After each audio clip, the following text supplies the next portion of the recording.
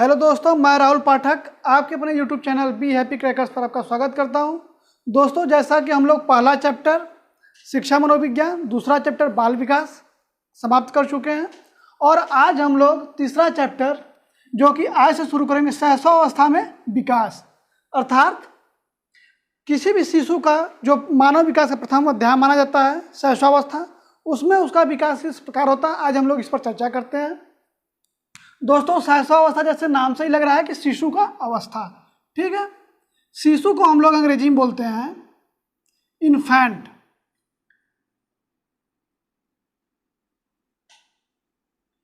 ठीक है। दोस्तों, इन्फेंट क्या है? इन्फेंट लैटिन भाषा के दो शब्द से मिलकर बना होता है। क्या क्या है वो दो शब्द, आइए देखते हैं हम लोग। इन, जिसका शाब्दिक अर्थ है नहीं, और दूसरा शब्द है फारी, अर्थात बोलना। इस प्रकार हम लोग देखेंगे तो इन्फेंट का जो मतलब है बोलने में अयोग्य, इन्फेंट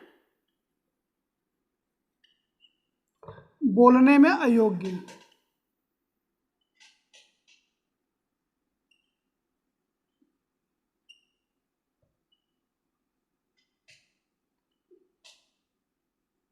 ठीक है दोस्तों, अब शिशु जो भी पैदा होता है तो लगभग ये माना जाता है 3 साल तक वो बोलने में अयोग्य रहता है, ठीक है। इस प्रकार यदि हम लोग देखें शाब्दिक अर्थ के आधार पर तो शैशवावस्था 3 वर्ष में समाप्त हो जाना चाहिए, ठीक है दोस्तों।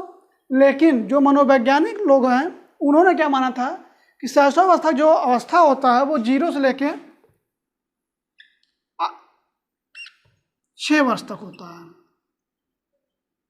ठीक है, 6 वर्ष। अब इसमें हम लोग देखेंगे जैसे ये शाब्दिक अर्थ इसका देखें तो हम लोग क्या हो गया 0 से 3 वर्ष, यानी 0 यहाँ पे शाब्दिक अर्थ ये हुआ जो बच्चा पैदा हो जाता है उसके बाद से। तो ये आपका हो गया, अगर हम लोग देखें इसके शब्द के अनुसार तो शैशवावस्था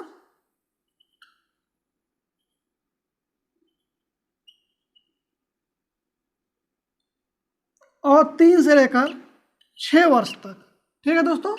इसको हम लोग उत्तर शैशवावस्था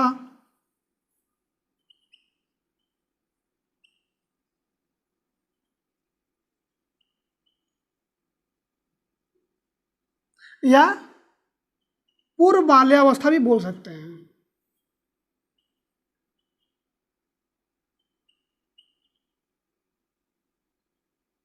ठीक है दोस्तों। जैसा कि हम लोग अब ये चीज देख ली शैशवावस्था होता क्या चीज है और इसका किस प्रकार उत्पत्ति हुआ था, किस वर्ड से, ठीक है। अब हम लोग आगे बढ़ते हैं कि शैशवावस्था में विकास का कैसे योगदान होता है या कैसे होता है।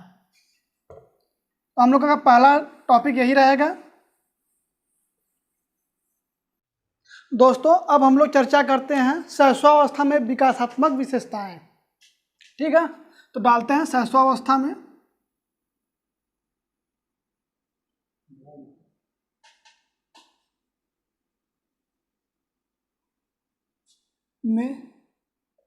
विकासात्मक विशेषताएं, विकासात्मक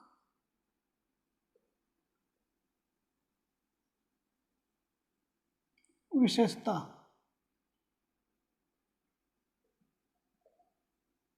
इसमें क्या है, सबसे पहला टॉपिक है शारीरिक विकास। तो शैशवावस्था में शारीरिक विकास की तीव्रता होती है, शारीरिक विकास की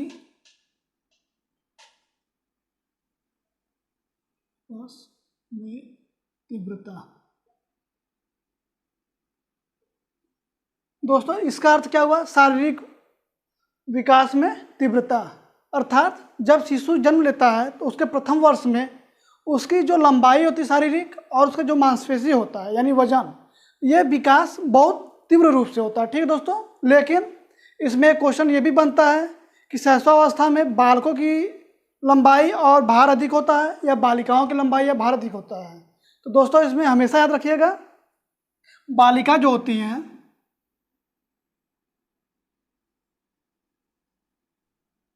बालकों की अपेक्षा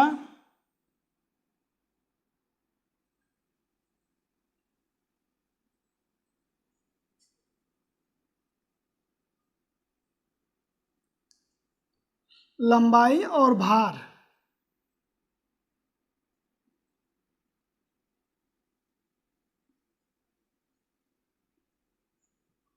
में अधिक होती हैं।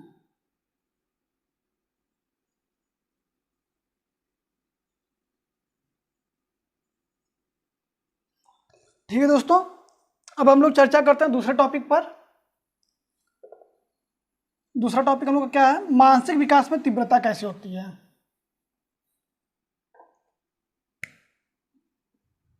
दूसरा, मानसिक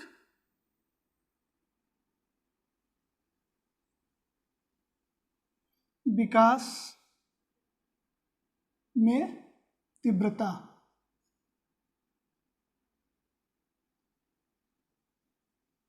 दोस्तों, मानसिक विकास में शिशु अवस्था में कैसे होता है, शैशवावस्था में होता क्या है, जैसे कोई छोटा बालक है, यदि आप उसके पास गए हैं तो उसका जो ध्यान होता है, स्मरण शक्ति होती है, वो बहुत ज़्यादा होता है। आप आज गए हैं, अगर 2 दिन बाद आएंगे फिर भी वो पहचान जाएगा। जैसे उसकी माँ है तो माँ को तो वो हमेशा पहचानता है। ठीक है दोस्तों, और कुछ मनोवैज्ञानिक का मानना है कि जितना किसी भी व्यक्ति का मानसिक विकास होता है पूरे जीवन भर, उसका आधा, ठीक है, शैशवावस्था में विकास हो जाता है। उसका विकास मानसिक आधा हो जाता है। ठीक है, ये चीज़ हमेशा याद रखिएगा आप लोग। अब तीसरा चीज क्या टॉपिक है, सीखने की तीव्रता।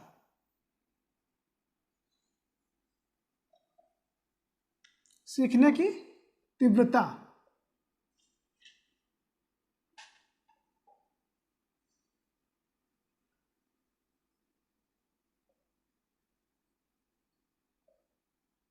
सीखने में तीव्रता मतलब जैसे कोई बालक होता है तो वो किसी चीज़ को बहुत जल्दी सीखने की कोशिश करता है। ठीक है दोस्तों, इसमें होता क्या है, आपका जो 6 वर्ष होता है बालक शैशवावस्था में, तो उसमें जो बालक सीखता है वो 3 वर्ष में, यानी यदि सीखने की हम लोग अंकिक वर्णन करें, 3 अगर मानते हैं, ठीक है, तो इसका हाफ सीखने की जो तीव्रता होती है वो शैशवावस्था में होती है, बाकी जो आधा होता है वो आपका बाल्यावस्था और किशोरावस्था में मिलाकर होता है। ठीक है, इस प्रकार हम लोगों ने देखा कि शारीरिक विकास, मानसिक और सीखने की तीव्रता शैशवावस्था में बहुत अधिक होती है। अब चौथा क्या चीज़ है टॉपिक, दोहराने की प्रवृत्ति।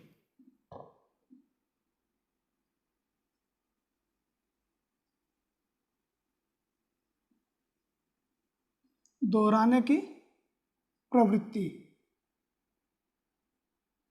इसका अर्थ क्या हुआ दोस्तों, जैसे अगर कोई छोटा बालक है और आप हैं, अगर आप कहेंगे वहाँ मत जाइए, तो छोटा बालक जो शैशवावस्था में रहता है वो भी बोलता है वहाँ मत जाइए, मतलब आप जो भी बोलेंगे करेंगे उसका वो दोबारा रिवाइज जरूर करेगा, ये अक्सर होता है। ठीक है, यही हम लोग का होता है दोहराने प्रवृत्ति, यानी किसी चीज़ को देखकर कॉपी करना ही दोहराना होता है।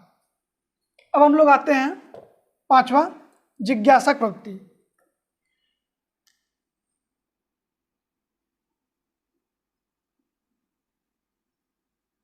जिज्ञासा प्रवृत्ति,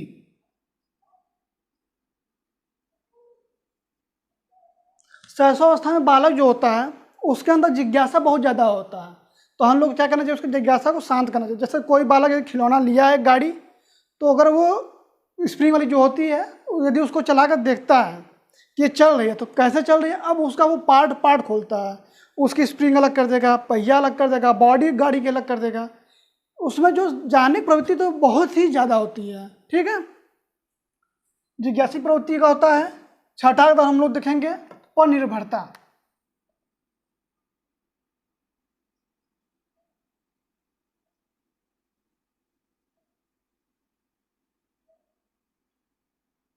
पर निर्भरता मतलब क्या हो गया, किसी दूसरे के ऊपर डिपेंड होना, यानी जैसे कोई छोटा बालक होता है तो वो अक्सर अपने माता पिता डिपेंड होता है, जब तक उसकी माँ उसको खाना नहीं देगी खाएगा नहीं, दूध नहीं पिलाएंगे दूध नहीं पिएगा, या सुलाएंगे नहीं सोएगा नहीं, वो हमेशा दूसरे के ऊपर डिपेंड रहेगा। कहीं जाना हुआ तो वो माता साथ ही जाएगा। ठीक है, या कोई भी काम हुआ जैसे नहाना धोना खाना पीना कुछ भी, एनी हाउ कोई भी काम वो किसी और पर ही डिपेंड है, खासकर माता के ऊपर ज़्यादा डिपेंड होता है। ठीक है। तो उसके अंदर पर निर्भरता की भावना जरूर होती है। ये चीज पर निर्भरता आपका जो बाल्यावस्था और शैशवावस्था होता है उसमें बालक और बालिकाओं में नहीं पाया जाता है। और हम लोग 7वां टॉपिक आते हैं स्वप्रेम की भावना।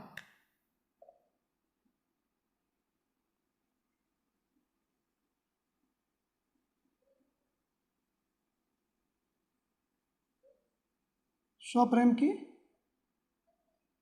भावना। स्वप्रेम क्या होता है? जैसे कोई शैशवावस्था में शिशु जो है वो सोचता है कि कोई भी घर का पर्सन हो, चाहे वो उसका भाई हो, दादा दादी, मम्मी पापा, चाचा चाची, कोई भी हो, तो वो सोचता है कोई भी प्यार करे तो सिर्फ हमसे करे, ठीक है। और वो खुद को, अपने आप को बहुत ज़्यादा प्यार करता है, ठीक। और इस चीज़ को हम लोग क्या बोलते हैं? नार्सिसिज्म।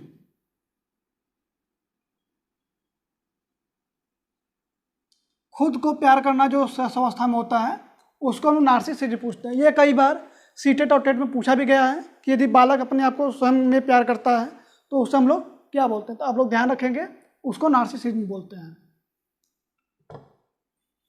अब हम लोग आते हैं 8वां टॉपिक, संवेग।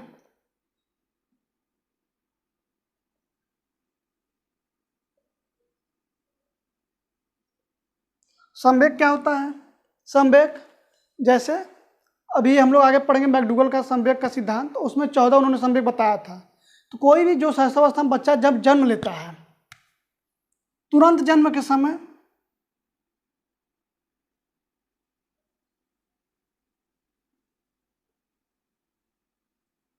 सिर्फ एक उत्तेजना उसके अंदर रहती है, ठीक है दोस्तों। उत्तेजना जो संवेग होता है उसके अंदर सिर्फ यही पाया जाता है जन्म के समय। अब संवेग, बस उत्तेजना याद रखिएगा क्योंकि क्वेश्चन में पूछता भी है कि जन्म के समय बच्चे में कौन सा संवेग पाया जाता है। अब हम लोग नेक्स्ट टॉपिक है 9वां, सामाजिक भावना।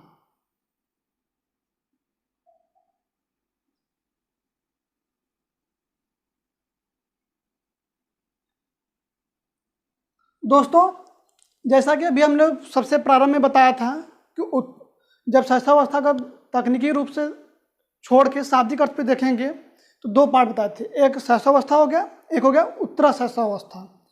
तो जब जन्म होता है बालक, यानी जो शैशवावस्था नॉर्मल होता है, तो उसमें जो बच्चे के अंदर होती है सामाजिक भावना, वो चीज़ नहीं होता है, ठीक है। लेकिन जब बालक उत्तर शैशवावस्था या पूर्व बाल्यावस्था में पहुँचता है तो उसके अंदर धीरे धीरे सामाजिक भावना बढ़ने लगती है। वो हम लोग किस बार देखते हैं? जैसे वो और बच्चों जो मोहल्ले के होते हैं उनके साथ खेलना कूदता होता है, दौड़ना होता है, ठीक है। कभी कभी वो गली मोहल्ले के बच्चे को लाकर अपने घर में बैठाता भी है खेलने के उद्देश्य से। इस प्रकार उसके अंदर सामाजिक भावना जो होती है पाई जाती है। अब हम लोग 10वां देखते हैं टॉपिक, नैतिकता।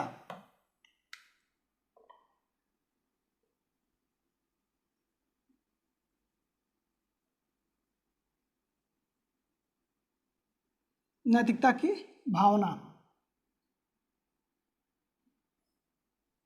दोस्तों जैसे नैतिकता क्या होता है, इसको हम लोग अंग्रेजी में बोलते हैं मोरल, ठीक है, नैतिक को।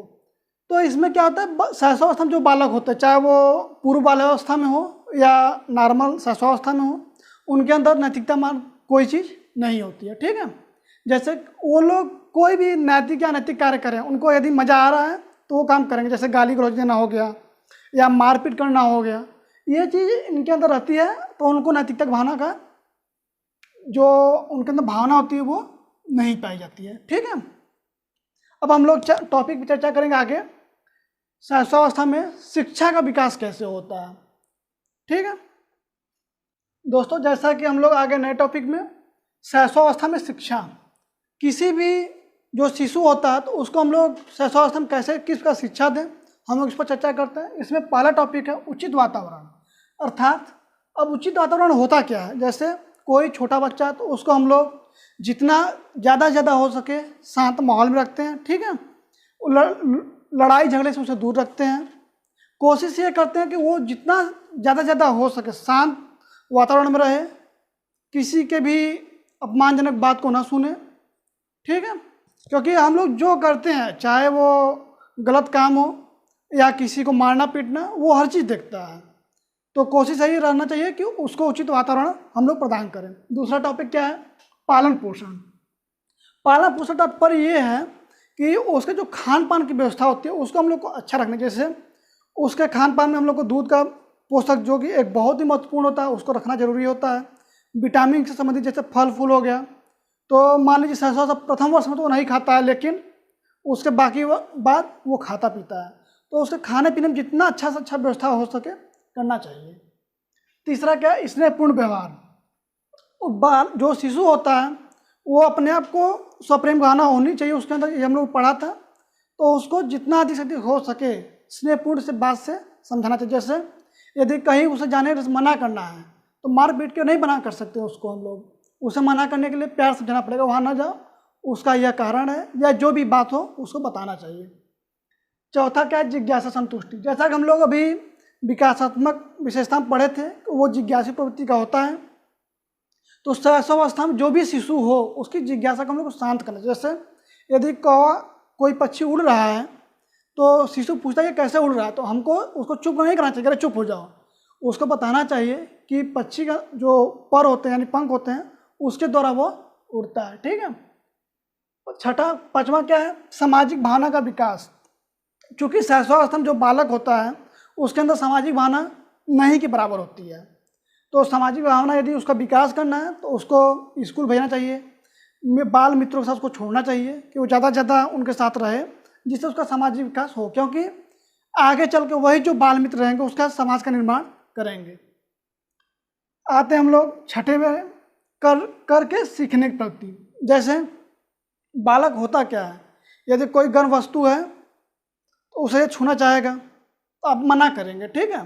लेकिन यदि बाई चांस मान लीजिए नहीं माना, वो उसकी जिद हुई कि हम छुएंगे, जब वो छुएगा तो ऑटोमेटिक दोबारा वो फिर उसके पास नहीं जाएगा। तो वो जितना अधिक से अधिक हो सकता है करके सीखने की कोशिश करता है, उसको हम लोग करना चाहिए। बस ये चीज़ ध्यान रखना चाहिए उसके कोई शारीरिक या मानसिक दुर्घटना उसके साथ ना हो। अब आते हैं हम लोग छठा, वार्तालाप। वार्तालाप मतलब क्या होता है? बातचीत करना। कोई शिशु है तो घर के जो बड़े बुजुर्ग होते हैं वो लोग उनको कहानी, कविता या कोई मोरल स्टोरी सुनाते हैं, ठीक है। इस प्रकार वो बालक उस कहानी को याद करता है और अपने याद की कहानी को अपने दोस्तों को सुनाता है। इस प्रकार हम लोग देखते हैं कि जो शैशवावस्था में विकास होता है और शिक्षा विकास होता है। ये टॉपिक थे। यदि दोस्तों ये वीडियो अच्छी लगी हो तो सब्सक्राइब करें, लाइक करें और अधिक से अधिक दोस्तों के साथ शेयर करें। जय हिंद।